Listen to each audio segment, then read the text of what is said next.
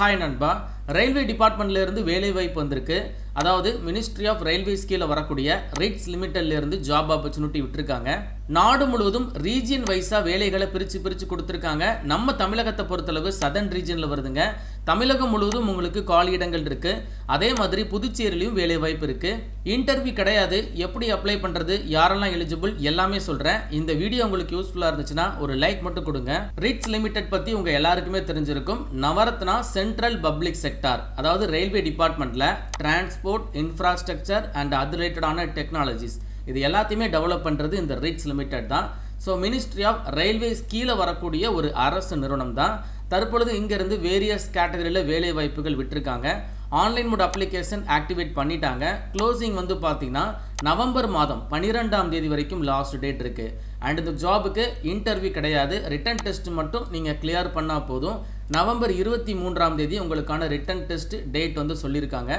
நாடு முழுவதும் இருக்கக்கூடிய வேகன்சியை பிரித்து கொடுத்துருக்காங்க. அதில் ஒரு ரீஜன் வைஸாக நம்ம சதர்ன் ரீஜனில் தமிழ்நாடு அண்ட் புதுச்சேரி மாநிலத்துக்கு வேலை வாய்ப்பு இருக்குது. என்ன மாதிரியான வேலைகள் இருக்குது அப்படிங்கிறத சொல்கிறேன். ஸோ வேகன்சி வந்து பார்த்தீங்கன்னா டிப்ளமோ அண்ட் டிகிரி படித்தவங்களுக்கு தனித்தனியாக பிரித்து கொடுத்துருக்காங்க. டிப்ளமோன்னு சொல்லி பார்த்தீங்கன்னா சிவிலில் வேலைகள் இருக்குது. சதர்ன் ரீஜனை பொறுத்தளவு சீனியர் டெக்னிக்கல் அசிஸ்டன்ட் சிவில் டிபார்ட்மெண்ட்டில் கேட்குறாங்க. கல்வி தகுதி எடுத்துக்கிட்டிங்கன்னா full time diploma in civil engineering எடுத்து படிச்சிருக்கணும். அண்ட் இதில் வேலைகள் வந்து பார்த்தீங்கன்னா ரீஜன் வைஸாகவே அப்டேட் பண்ணியிருக்காங்க. சிவில் டிபார்ட்மெண்ட்டை பொறுத்தளவு நம்ம சதர்ன் ரீஜனுக்கு மட்டும் 100 காலியிடங்கள் விட்டுருக்காங்க. இந்த ஜாபுக்கு ஃப்ரெஷர் அப்ளை பண்ண முடியாதுங்க. 2 வருடங்கள் ஒர்க் எக்ஸ்பீரியன்ஸ் வந்து கேட்குறாங்க. இப்போ சிவில் டிபார்ட்மெண்ட்டுக்கு நீங்கள் அப்ளை பண்ணுற பட்சத்தில் சிவில் டிபார்ட்மெண்ட் அது ரிலேட்டடான ரெலவெண்ட் ஒர்க் எக்ஸ்பீரியன்ஸ் 2 வருடங்கள் கட்டாயம் வேணும். நிறைய நண்பர்கள் என்கிட்ட கேட்டிருந்தீங்க, டிப்ளமோ முடிச்சிருக்கேன், 2 வருடங்கள் 3 வருடங்கள் வரைக்கும் ஒர்க் எக்ஸ்பீரியன்ஸ் இருக்குது, ஒரு நல்ல கவர்மெண்ட் ஜாப் சொல்லுங்கன்னு சொல்லியிருந்தீங்க. இது உங்களுக்கான வேலை வாய்ப்புங்க.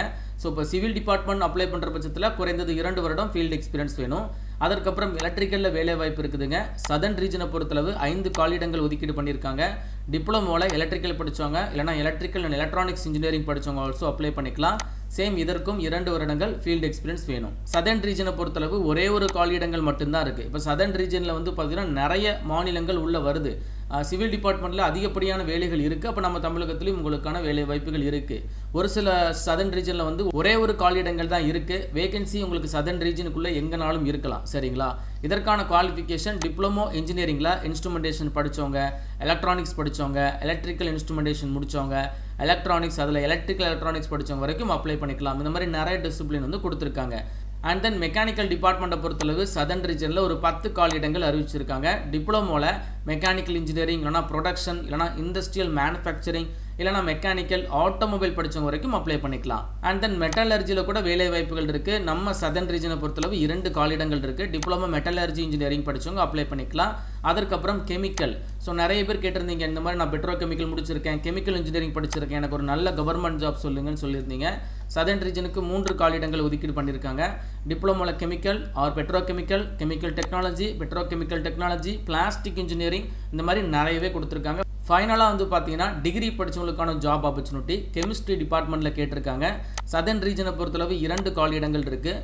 பேச்சுலர் ஆஃப் சயின்ஸில் நீங்கள் கெமிஸ்ட்ரி எடுத்து படிச்சிருக்கீங்க அப்படின்னா தாராளமாக அப்ளிகேஷனை போட்டுருங்க. குறைந்தது 2 வருடங்கள் ஃபீல்டு ஒர்க் எக்ஸ்பீரியன்ஸ் வந்து கட்டாயம் வேணுங்க.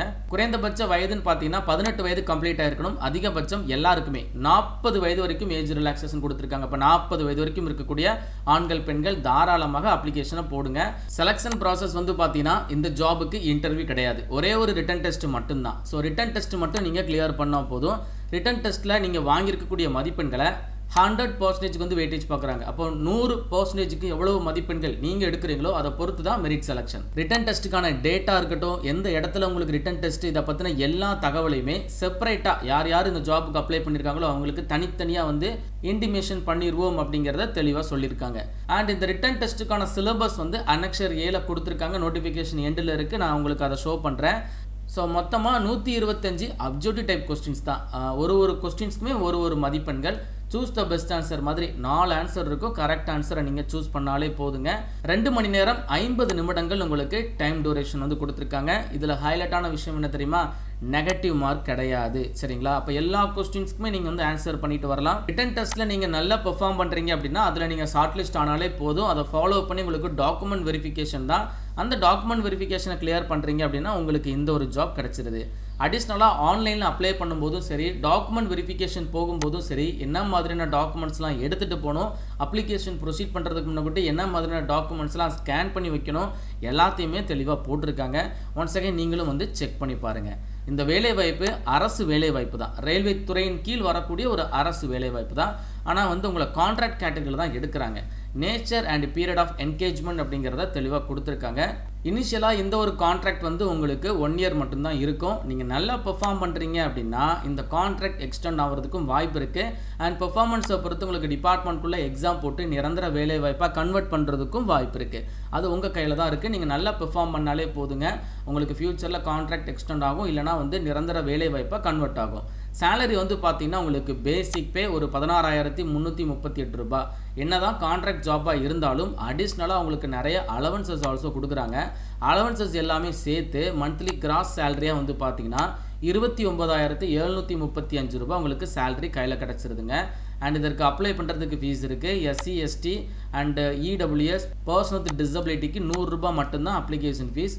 ஜென்ரல் அதற்கப்புறம் ஓபிசி கேண்டிடேட்டுக்கு 300 ரூபாய். ஓபிசி அப்படிங்கிறது பிசி, பிசி முஸ்லீம், எம்பிசி, டிஎன்சி இவங்க எல்லாருமே ஓபிசி தான்.